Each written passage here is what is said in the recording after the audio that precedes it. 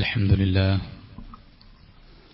نحمده ونستعينه ونؤمن به ونتوكل عليه ونعوذ بالله من شرور أنفسنا ومن سيئات أعمالنا من يهده الله فلا مضل له ومن يضلله فلا هادي له وأشهد أن لا إله إلا الله وحده لا شريك له وأشهد أن محمدا عبده ورسوله أرسله بالهدى ودين الحق ليظهره على الدين كله ولو كره المشركون اللهم صل على محمد وعلى آل محمد كما صليت على إبراهيم وعلى آل إبراهيم إنك حميد مجيد أما بعد فإن خير الحديث كتاب الله وخير الهدي هدي محمد صلى الله عليه وسلم وشر الأمور محدثاتها وكل محدثة بدعة وكل بدعة ضلالة وكل ضلالة في النار يا أيها الذين آمنوا اتقوا الله حق تقاته ولا تموتن إلا وأنتم مسلمون يا أيها الناس اتقوا ربكم الذي خلقكم من نفس واحدة وخلق منها زوجها وبث منهما رجالا كثيرا ونساء واتقوا الله الذي تساءلون به والأرحام إن الله كان عليكم رقيبا يا أيها الذين آمنوا اتقوا الله وقولوا قولا سديدا يصلح لكم أعمالكم ويغفر لكم ذنوبكم ومن يطع الله ورسوله فقد فاز فوزا عظيما أعوذ بالله من الشيطان الرجيم يا أيها الذين آمنوا اتقوا الله وابتغوا إليه الوسيلة وجاهدوا في سبيله لعلكم تفلحون ഏറെ ബഹുമാനമുള്ള വിശ്വാസിനികളെ, സൃഷ്ടികർത്താവും സർവ്വലോക നിയന്താവും സർവ്വ അനുഗ്രഹങ്ങളുടെയും ദാതാവുമായ അല്ലാഹുവിന്റെ വിധികളും വിലക്കുകളും യഥോചിതം സൂക്ഷിച്ച് പാലിച്ച് തഖ്വ കൈവിടാതെ മുന്നോട്ടു പോകാൻ പരമാവധി പരിശ്രമിക്കണമെന്ന് ഉണർത്തുകയാണ്, ഉപദേശിക്കുകയാണ്. അല്ലാഹു നമുക്കെല്ലാവർക്കും അവനിഷ്ടപ്പെട്ട വഴിയിൽ മരണം വരെ ജീവിക്കുവാനും മരണാനന്തരം പരിശുദ്ധ ജന്നാത്തുൽ ഫിർദൗസിൽ പ്രവേശിക്കാനുമുള്ള എല്ലാവിധ തൗഫീഖും നൽകി അനുഗ്രഹിക്കുമാറാവട്ടെ. മഹാനായ സ്വഹാബി അബൂ മൂസൽ അശ്അരി റളിയല്ലാഹു അൻഹു അദ്ദേഹം പറയുകയാണ്, ഞങ്ങൾ പ്രവാചകൻ സല്ലല്ലാഹു അലൈഹി വസല്ലമയുടെ കൂടെ ഒരു യുദ്ധയാത്രയിലായിരുന്നു. ഓരോ കയറ്റവും ഇറക്കവും വരുമ്പോൾ ഞങ്ങൾ ഉച്ചത്തിൽ തക്ബീർ ചൊല്ലുമായിരുന്നു. ഇത് കേട്ടപ്പോൾ പ്രവാചകൻ സല്ലല്ലാഹു അലൈഹി വസല്ലമ ഞങ്ങളോട് പറഞ്ഞു, സ്വഹാബത്തെ, നിങ്ങൾ വിളിക്കുന്നത് കാണുന്ന കേൾക്കുന്ന സമീഉം ബസീറുമായ അല്ലാഹുവിനെയാണ്. നിങ്ങൾ വിളിക്കുന്ന പടച്ചറബ് ഒരിക്കലും ബധിരനല്ല, അവൻ കേൾവിയില്ലാത്തവനല്ല. ഇന്നല്ലദീ തദഊനഹു അഖറബു ഇലാ അഹദികും മിൻ ഉനുഖി റാഹിലതികും, നിങ്ങൾ ഇരിക്കുന്ന നിങ്ങളുടെ വാഹനത്തിന്റെ കഴുത്ത് അതും നിങ്ങളുമായി എത്ര ബന്ധമുണ്ടോ, എത്ര അടുത്താണോ, അതിനേക്കാൾ നിങ്ങളുമായി അടുത്തുള്ള ഒരാളെയാണ്, ഒരു റബ്ബിനെയാണ് നിങ്ങൾ വിളിക്കുന്നത്. അതുകൊണ്ട് ആർത്ത് വിളിക്കേണ്ടതില്ല, ധൃതി കാണിക്കേണ്ടതില്ല, ആധിയുണ്ടാകേണ്ടതില്ല. അല്ലാഹു നിങ്ങളുമായി ഏറ്റവും അടുത്തവനാണ്. അല്ലാഹു നിങ്ങളുമായി ഏറ്റവും അടുത്തവനാണ് എന്ന് പറഞ്ഞാൽ അതിന്റെ അർത്ഥം അല്ലാഹു അവന്റെ ദാത്തുകൊണ്ട് നമ്മുടെ കൂടെയുണ്ട് എന്നല്ല. അതൊരിക്കലും അല്ലാഹുവിന് യോജിച്ചതുമല്ല. നാം ചവിട്ടുന്ന, നാം എറിയുന്ന, നാം മാലിന്യങ്ങൾ നിക്ഷേപിക്കുന്ന ഈ ഇടത്തിൽ വസിക്കാൻ മാത്രം നിസാരനല്ല അല്ലാഹു സുബ്ഹാനഹു വ തആല. അല്ലാഹു നിങ്ങളുടെ കൂടെയുണ്ട് എന്ന് പറഞ്ഞാൽ ലാ തഖാഫാ ഇന്നനി മഅകുമാ, മൂസ അലൈഹിസ്സലാത്തു വസ്സലാമയോടും ഹാറൂനിനോടും അല്ലാഹു പറഞ്ഞു, നിങ്ങൾ ഫിർഔനിന്റെ കൊട്ടാരത്തിലേക്ക് പോവുക, നിങ്ങൾ രണ്ടുപേരും പേടിക്കേണ്ട. ഇന്നനി മഅകുമാ, ഞാൻ നിങ്ങളുടെ രണ്ടുപേരുടെയും കൂടെയുണ്ട്. അസ്മഉ വ അറാ, എങ്ങനെയാണ് ആ കൂടെയുള്ളത്? ഞാൻ നിങ്ങളെ കേൾക്കുന്നുണ്ട്, ഞാൻ നിങ്ങളെ കാണുന്നുണ്ട്. അള്ളാഹു നമ്മുടെ കണ്ടനാടിയേക്കാൾ അടുത്തവനാണെന്ന് പറയുമ്പോൾ നിങ്ങൾ എവിടെയായിരുന്നാലും അള്ളാഹു നിങ്ങളുടെ കൂടെയുണ്ടെന്ന് പറയുമ്പോൾ അള്ളാഹു അവന്റെ ദാത്തുകൊണ്ട് നമ്മുടെ കൂടെയുണ്ട് എന്നല്ല. ദാത്തുകൊണ്ട് അർ-റഹ്മാനു അലൽ അർശിസ്തവ, ഈ പ്രപഞ്ചത്തിന്റെ ഉച്ചിയിൽ പടച്ച റബ്ബിന്റെ അർശിൽ ഇസ്തിവ ചെയ്യപ്പെട്ട നിലക്കാണ് അള്ളാഹു ഉള്ളത്. യുദബ്ബിറുൽ അംറ മിനസ് സമാഇ ഇലൽ അർദ്, ആകാശത്തിനുപരിയിൽ നിന്ന് ഈ പ്രപഞ്ചത്തിലെ സകല കാര്യങ്ങളെയും തദ്ബീർ നടത്തുന്നവനാണ് അള്ളാഹു സുബ്ഹാനഹു വ തആല. എന്നാൽ അള്ളാഹു സുബ്ഹാനഹു വ തആല അവന്റെ സിഫാത്ത് കൊണ്ട്, അവന്റെ അഫ്ആൽ കൊണ്ട് നമ്മുടെ കൂടെയുണ്ട് എന്നതാണ് ഇസ്ലാം നമ്മളെ പഠിപ്പിക്കുന്നത്. അള്ളാഹു എല്ലാവരെയും വീക്ഷിക്കുന്നു, അറിയുന്നു, നോക്കുന്നു, കാണുന്നു. അവരുടെ ഏറ്റവും ഖരീബായ നിലക്ക് പടച്ച റബ്ബ് റഖീബാണ്, സൂക്ഷ്മ നിരീക്ഷകനാണ്. എന്നാൽ അവനെ ആരാധിക്കുന്ന, അവന് വഴിപ്പെടുന്ന, അവനെ പ്രാർത്ഥിക്കുന്ന, അവനിൽ അഭയം പ്രാപിക്കുന്ന, അവനിൽ പ്രതീക്ഷ വെച്ച് പുലർത്തുന്ന ആളുകളുമായിട്ടോ അവൻ ഏറ്റവും അടുത്തുള്ളവനാണ് എന്ന് അല്ലാഹു സുബ്ഹാനഹു വ തആല പറയാണ്. നബി സല്ലല്ലാഹു അലൈഹി വസല്ലമയോട് ആളുകൾ ചോദിച്ചു, പ്രവാചകരെ, അല്ലാഹു വിദൂരത്താണോ? എങ്കിൽ ഞങ്ങൾ അവനെ വിളിക്കണം. അല്ലാഹു ഏറ്റവും ഖരീബാണോ?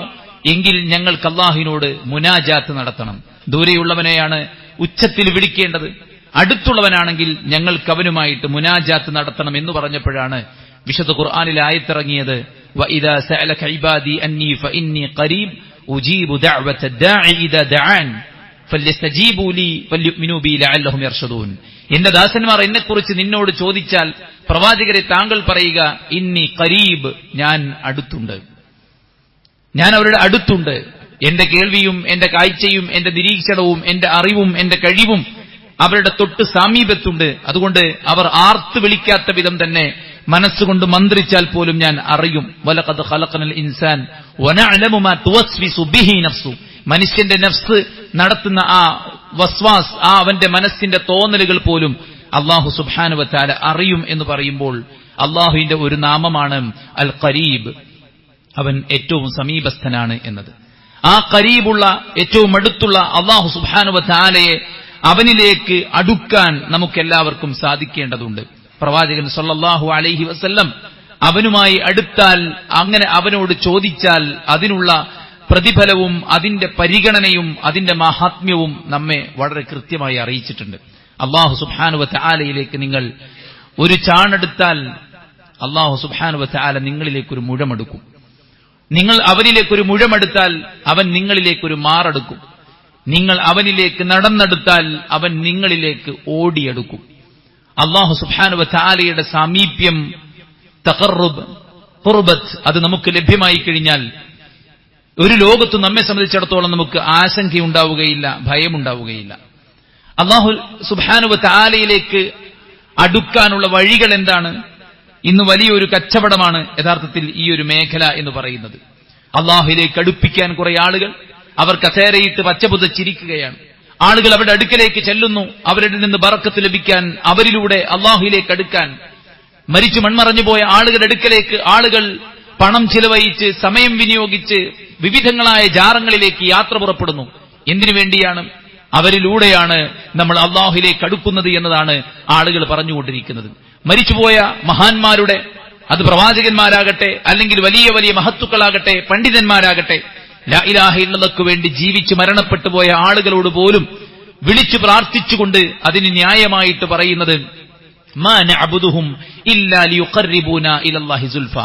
ലാത്തയെയും മസ്സയെയും മനാത്തയെയും വിളിച്ചു പ്രാർത്ഥിച്ച, വദ്ദിനെയും സുവാഇനെയും യഊസിനെയും യഊഖിനെയും വിളിച്ചു പ്രാർത്ഥിച്ച ആളുകൾ ന്യായമായിട്ട് പറഞ്ഞത്, മാ നഅബുദുഹും ഇല്ലാ ലിയുഖർരിബൂനാ ഇലല്ലാഹി സുൽഫ, അല്ലാഹുവിലേക്ക് ഞങ്ങളെ അടുപ്പിക്കാൻ വേണ്ടിയാണ് ഞങ്ങൾ അവരെ വിളിച്ചു പ്രാർത്ഥിക്കുന്നത് എന്ന് പറഞ്ഞപ്പോൾ അല്ലാഹു അവരോടാണ് ചോദിച്ചത്, വമൻ അദല്ലു, ഏറ്റവും വഴിപിഴച്ചവൻ ആരുണ്ട്?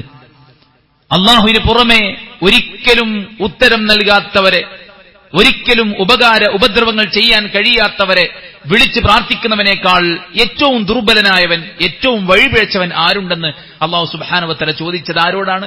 മക്കയിലെ മുശ്രിക്കുകളോടാണെങ്കിൽ ഈ മക്കയിലെ മുശ്രിക്കുകൾ ആരെയാണ് ഇടയിൽ നിർത്തിയത്? മഹാന്മാരായ ആളുകളെയായിരുന്നു എന്നതും അവരുടെ ബഹുമാനാദരവ് കാരണത്താൽ അവരുടെ കബറിടങ്ങളിൽ പോയി അവർ ആരാധന നിർവഹിച്ചു എന്നതും പിന്നീട് ആ ബഹുമാനം വർദ്ധിച്ചപ്പോൾ പിശാച് അവരോട് അവരുടെ വിഗ്രഹങ്ങൾ ഉണ്ടാക്കാൻ നിർബന്ധിച്ചു എന്നതും വിഗ്രഹങ്ങൾ ഉണ്ടാക്കിയതിനു ശേഷം അവർ അവരുടെ ആവശ്യങ്ങൾ നേരിട്ട് തന്നെ ചോദിക്കാൻ തുടങ്ങി എന്നതും ചരിത്രത്തിൽ പച്ചയായി സ്വഹാബത്തുൾപ്പെടെയുള്ള ആളുകൾ നമ്മെ ബോധ്യപ്പെടുത്തുമ്പോൾ സഹോദരന്മാരെ, അല്ലാഹുവിലേക്ക് അടുക്കാനുള്ള മാർഗം ഒരിക്കലും അത്തരം വഴികളല്ലെന്നത് നാം മനസ്സിലാക്കണം. ഇന്നാലിന്നെ ആളുകളുടെ സ്ഥാനം കൊണ്ട്, അവരുടെ പദവി കൊണ്ട്, അവരുടെ ബർക്കത്ത് കൊണ്ട്, അവർക്ക് നിന്റെ അടുത്തുള്ള ആ ഒരു ഓഹരി കൊണ്ട്, ഹക്ക് ജാഹ് ബർക്കത്ത് കൊണ്ട് ഞങ്ങളെ നീ സ്വീകരിക്കണമേ, ഞങ്ങൾക്ക് നീ മക്കളെ നൽകണമേ, ഞങ്ങളുടെ രോഗം നീ മാറ്റിത്തരണമേ എന്നിത്യാദി പ്രാർത്ഥനകൾ ഇസ്ലാമിൽ ഒരിക്കലും പ്രവാചകൻ സ്വല്ലല്ലാഹു അലൈഹി വസല്ലം പഠിപ്പിക്കാത്ത പ്രാർത്ഥനയാണ്. ദണ്ണംബബ വസൂരിയും മറ്റുള്ള ദീനമടങ്കലും ഇത്തരത്തിലുള്ള പ്രയാസങ്ങള്, ബുദ്ധിമുട്ടുകള്, വസൂരി പോലുള്ള കോളറ പോലുള്ള രോഗങ്ങൾ വന്നു ഭവിച്ചാൽ എന്ത് ചെയ്യണം? ബദരീങ്ങളെ ബർക്കത്തിനാൽ ശിഫയാക്കണം യാ റബ്ബന. ഇതൊരിക്കലും പ്രവാചകൻ പഠിപ്പിച്ചിട്ടില്ല ഇത്തരം ഒരു പ്രാർത്ഥന.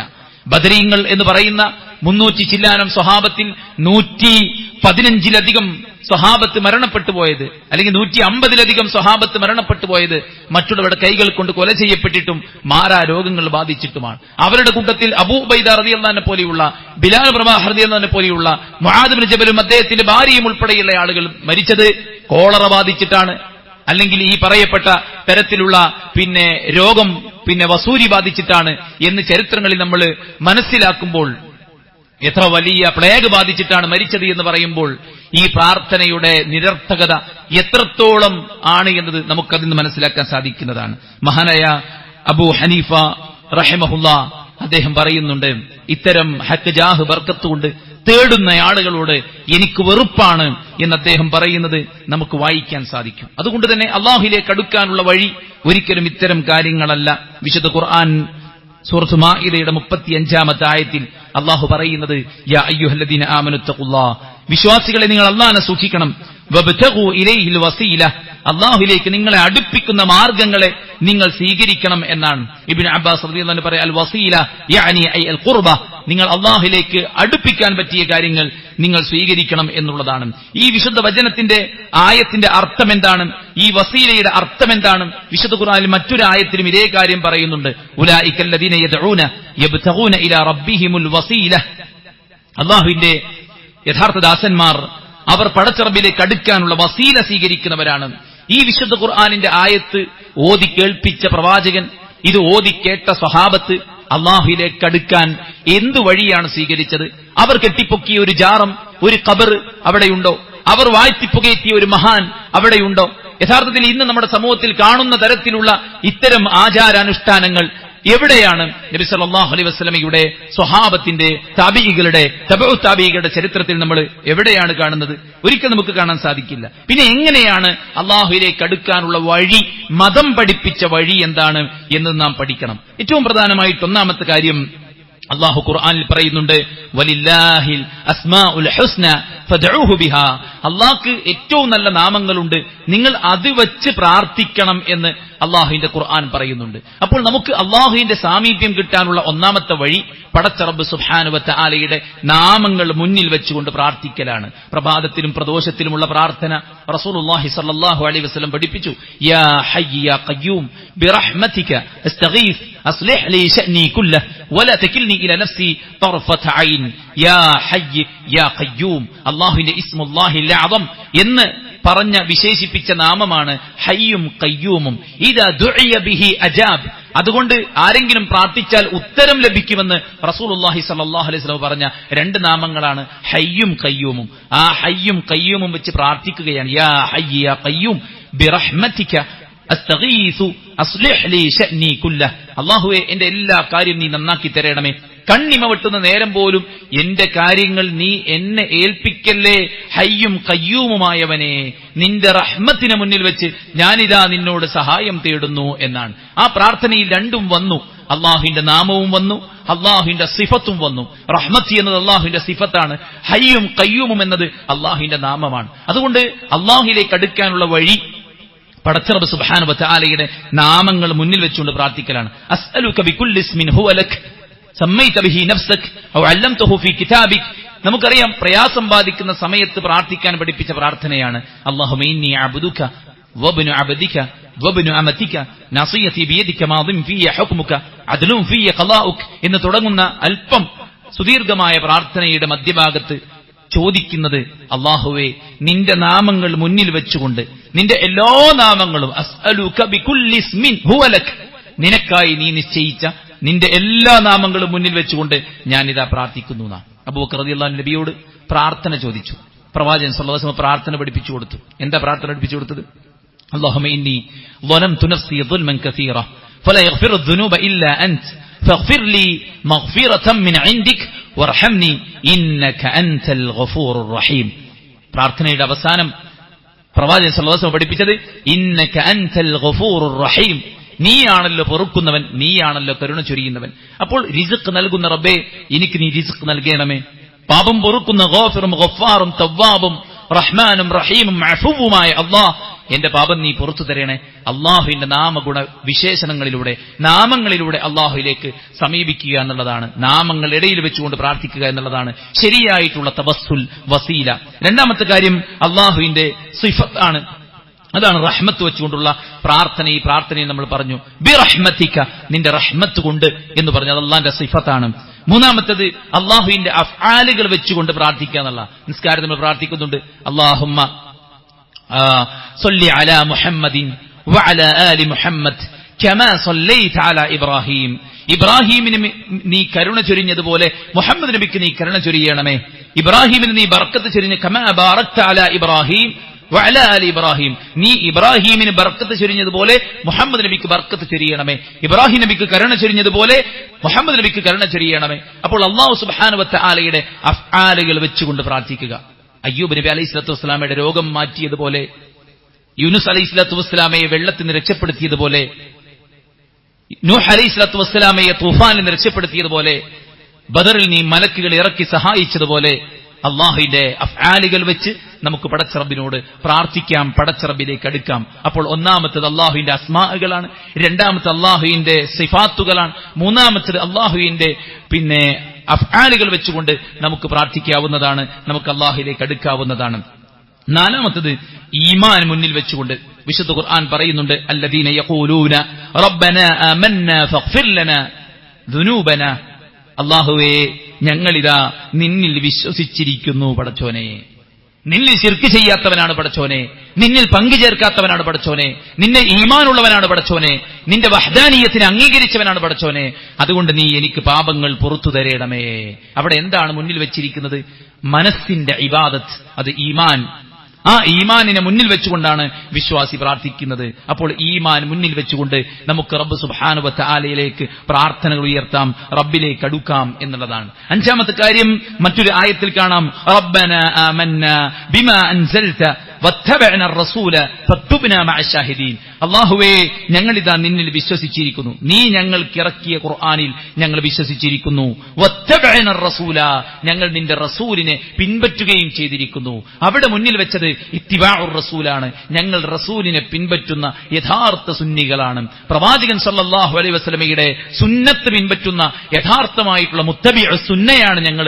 ഇത്തിബാഉൽ ഹവ, ഇച്ഛയുടെ ആളുകളല്ല, ഏതെങ്കിലും തരത്തിലുള്ള ആളുകളുടെ വാക്കുകളെ പിൻപറ്റുന്നവരല്ല, മറിച്ച് പ്രവാചകൻ സല്ലല്ലാഹു അലൈഹി വസല്ലമയെ പിൻപറ്റുന്നവരാണ്. അവിടെ ഇത്തിബാഉർ റസൂൽ എന്നതിനെയാണ് ഇടയിൽ വെച്ച് വിശ്വാസികൾ പ്രാർത്ഥിക്കുന്നത്. അപ്പോൾ ഞാനൊരു മുഅ്മിനാണ് പടച്ചോനെ, ആ ഈമാനിനെ മുന്നിൽ വെച്ചുകൊണ്ട് ഞാനൊരു മുത്തബിഉ സുന്ന, പ്രവാചകന്റെ സുന്നത്തിനെ പിൻപറ്റിക്കൊണ്ടാണ് ഞാൻ താടി വളർത്തുന്നത്, ഞാൻ നെരിയാണിക്ക് മീതെ വസ്ത്രം ധരിക്കുന്നത്, അത് പാലിച്ചുകൊണ്ടാണ് ഞാൻ ജീവിക്കുന്നത്. അതുകൊണ്ട് പടച്ച റബ്ബേ എന്റെ ആവശ്യങ്ങൾ നീ നിർവഹിച്ചു തരണമേ എന്ന് അല്ലാഹു സുബ്ഹാനഹു വ തആലയിലേക്ക് നമുക്ക് പ്രാർത്ഥനകൾ ഉയർത്താവുന്നതാണ്.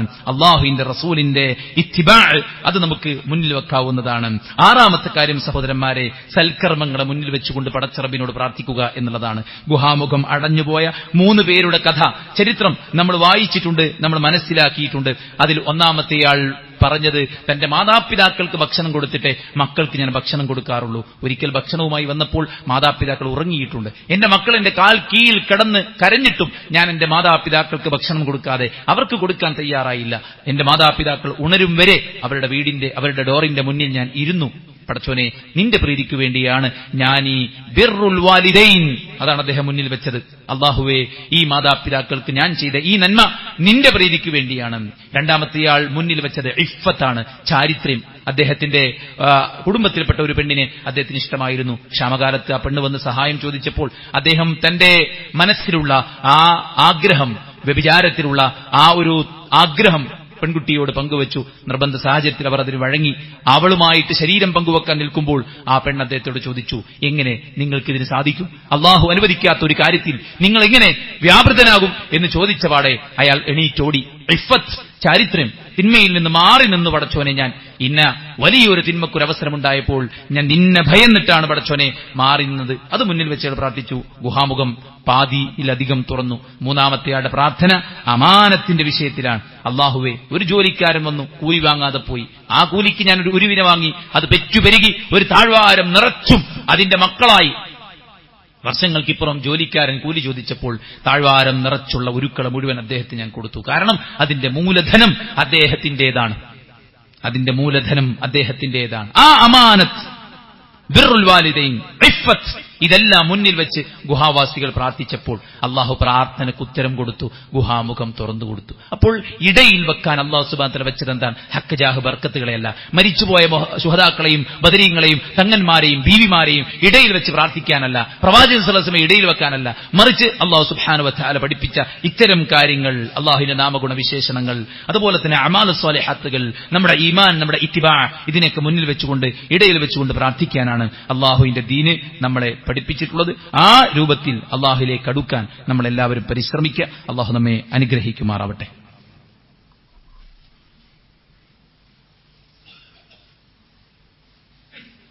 അൽഹംദുലില്ലാഹി വസ്സലാത്തു വസ്സലാമു അലാ റസൂലില്ലാഹി വഅലാ ആലിഹി വസഹ്ബിഹി അജ്മഈൻ. അമ്മാ ബഅദ്.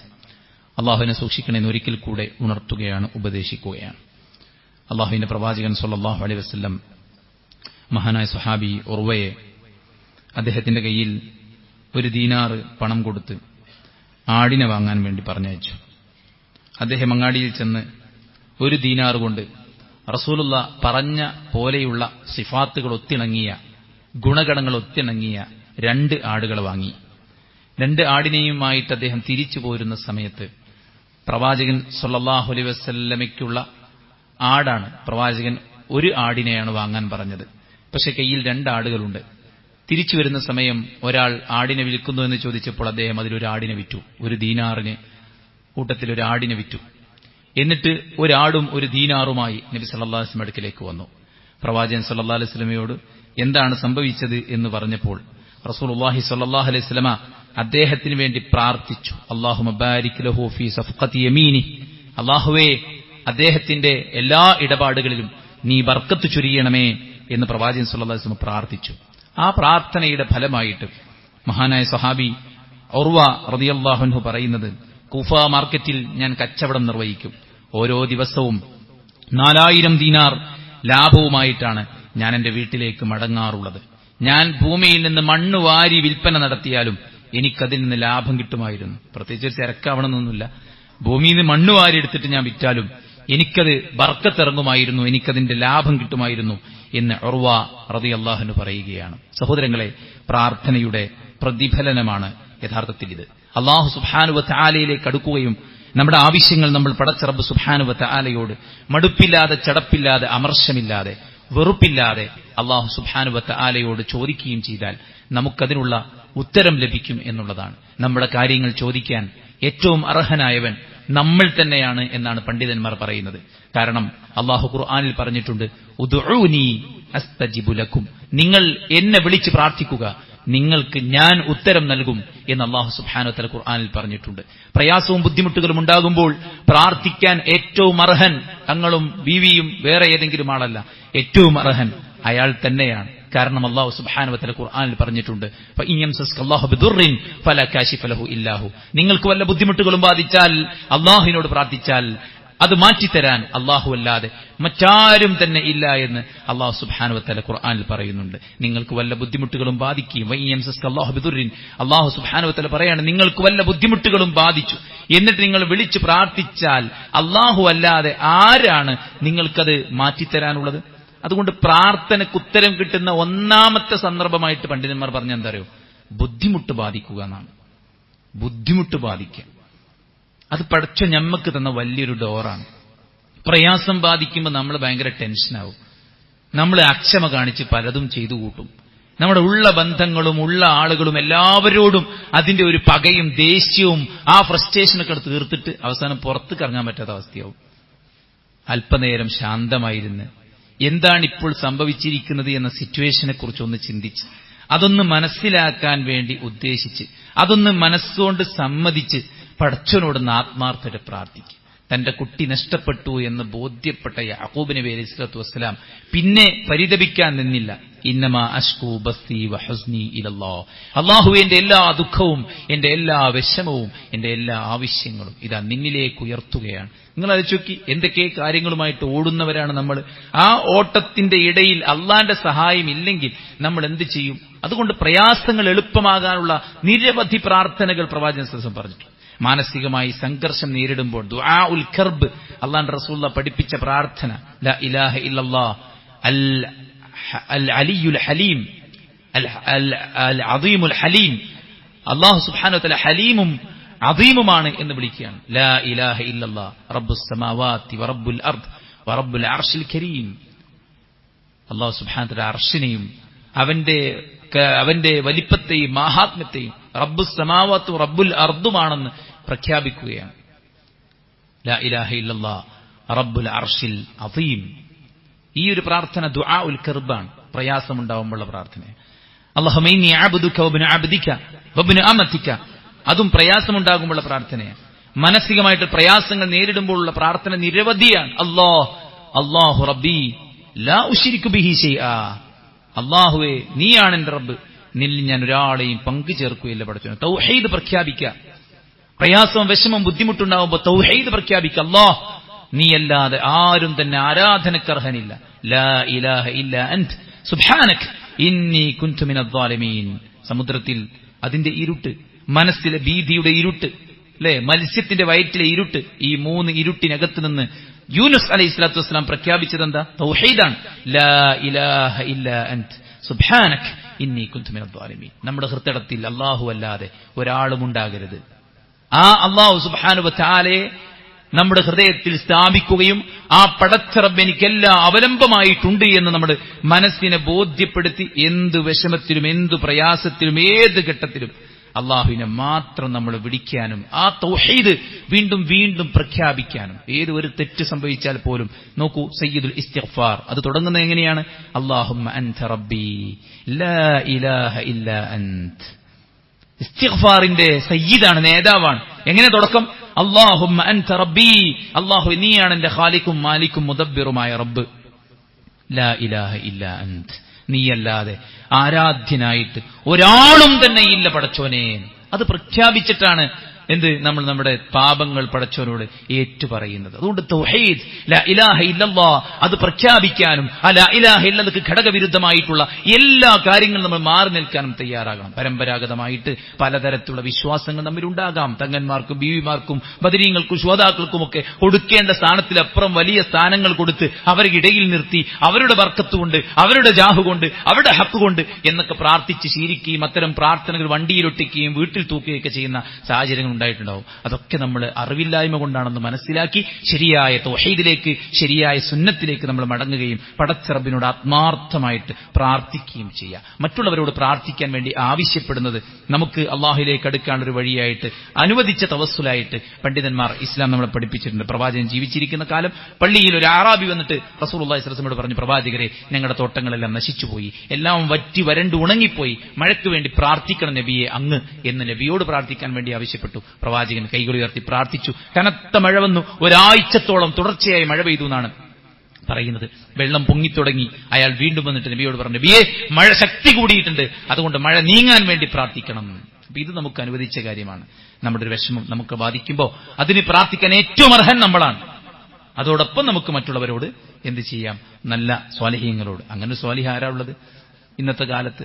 അതുകൊണ്ട് സ്വാലിഹീങ്ങളായ ആളുകളോട് നമുക്ക് പ്രാർത്ഥിക്കാൻ വേണ്ടി ആവശ്യപ്പെടാം എന്നുള്ളത് ഇസ്ലാം നമുക്ക് അനുവദിച്ച കാര്യമാണ്. റസൂലുള്ളാഹി സ്വല്ലല്ലാഹു അലൈഹി വസല്ലമയുടെ വഫാത്തിന് ശേഷം ഉമർ ഖത്താബിന്റെ കാലത്ത് ഇതുപോലെ ക്ഷാമമുണ്ടായപ്പോൾ അവര് നബി സല്ലല്ലാഹു അലൈഹി വസല്ലമയുടെ പിതൃവ്യൻ അബ്ബാസ് റളിയല്ലാഹു അൻഹു മുന്നിൽ നിർത്തിക്കൊണ്ട് അവർ പ്രാർത്ഥിച്ചു, അല്ലാഹുവേ, ഇതാ അബ്ബാസ് ഇബ്നു അബ്ദുൽ മുത്തലിബിനെ നിന്നിലേക്ക് ഞങ്ങൾ വസീലയാക്കും. നബിയുള്ള കാലത്ത് നബിയായിരുന്നു ഞങ്ങൾ മുന്നിൽ നിർത്തിയിരുന്നെങ്കിൽ ഇതാ ഇന്ന് ഞങ്ങൾ നബിയില്ലാത്ത സമയത്ത് നബിയുടെ പിതൃവ്യൻ അബ്ബാസിനെയാണ് മുന്നിൽ വെച്ചിരിക്കുന്നത് എന്ന് പറഞ്ഞ് അബ്ബാസ് ഇബ്നു അബ്ദുൽ മുത്തലിബ് നേതൃത്വം കൊടുക്കുകയും അദ്ദേഹം പ്രാർത്ഥിക്കുകയും ചെയ്തു. ഇതും നമുക്ക് അനുവദിച്ച ഒരു തവസ്സുലായിട്ട് നമ്മളെ ഇസ്ലാം പഠിപ്പിക്കുന്ന കാര്യമാണ്. അതുകൊണ്ട് ശരിയായ രീതിക്ക് അള്ളാഹുവിലേക്ക് അടുക്കാൻ നമ്മൾ തയ്യാറാവുക. അള്ളാഹുവിന്റെ അസ്മാഉകൾ കൊണ്ട്, സിഫാത്തുകൾ കൊണ്ട്, അഫ്ആലുകൾ കൊണ്ട് നമ്മൾ പ്രാർത്ഥിക്കുക. നമ്മുടെ ഈമാൻ കൊണ്ട്, നമ്മുടെ ഇത്തിബാ കൊണ്ട്, നമ്മുടെ അമാലു സ്വാലിഹാത്തുകൾ കൊണ്ട് അള്ളാഹുവിലേക്ക് നമ്മൾ അടുക്കുക. പടച്ച റബ്ബ് സുബ്ഹാനഹു വ തആലയോട് നമ്മൾ പ്രാർത്ഥിക്കുക. നല്ല ആളുകളോട് നമുക്ക് വേണ്ടി പ്രാർത്ഥിക്കാൻ വേണ്ടി ആവശ്യപ്പെടുക. ഇങ്ങനെ പടച്ച റബ്ബിലേക്ക് അടുക്കാൻ നമ്മളെല്ലാവരും പരിശ്രമിക്കുക. അള്ളാഹു സുബ്ഹാനഹു വ തആല അനുഗ്രഹിക്കുമാറാവട്ടെ. നമ്മുടെ എല്ലാ വീഴ്ചകളും അള്ളാഹു വിട്ടുപുറത്ത് മാപ്പാക്കി തരട്ടെ. അവന്റെ പരിശുദ്ധ ജന്നാത്തുൽ ഫിർദൗസിൽ അള്ളാഹു നമ്മെ ഉൾപ്പെടുത്തി അനുഗ്രഹിക്കട്ടെ. അള്ളാഹു നമ്മുടെ എല്ലാ വിഷമങ്ങളും നീക്കിത്തരുമാറാവട്ടെ. നമ്മുടെ നല്ല ആഗ്രഹങ്ങളെ അള്ളാഹു സഫലമാക്കുമാറാവട്ടെ. അള്ളാഹു നമ്മുടെ രോഗികൾക്ക് ശിഫാഉൻ ആജിൽ സമ്മാനിക്കട്ടെ. നമ്മിൽ നിന്ന് മരിച്ചു പിരിഞ്ഞ വിശ്വാസികൾക്ക് മഗ്ഫിറത്തും മർഹമത്തും നൽകുമാറാവട്ടെ. അള്ളാഹു നമ്മുടെ സമയത്തിൽ, നമ്മുടെ ശരീരത്തിൽ, നമ്മുടെ ആരോഗ്യത്തിൽ, നമ്മുടെ സമ്പത്തിൽ, നമ്മുടെ കുടുംബത്തിൽ, നമ്മുടെ അറിവിൽ, നമ്മുടെ കഴിവിൽ, നമ്മുടെ ജോലിയിൽ, നമ്മുടെ സമ്പാദ്യത്തിൽ, എല്ലാറ്റിലും ബർക്കത്തും റഹ്മത്തും പ്രദാനം ചെയ്യുമാറാവട്ടെ. സമയം അതിവേഗതയിൽ കടന്നുപോയിക്കൊണ്ടിരിക്കുകയാണ്.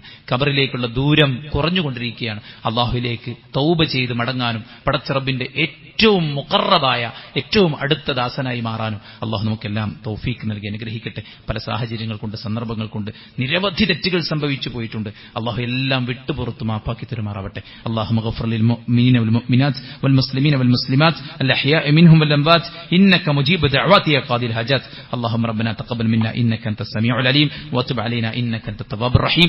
ربنا آتنا في الدنيا حسنة وفي الآخرة حسنة وقنا عذاب النار. آمين برحمتك يا أرحم الراحمين.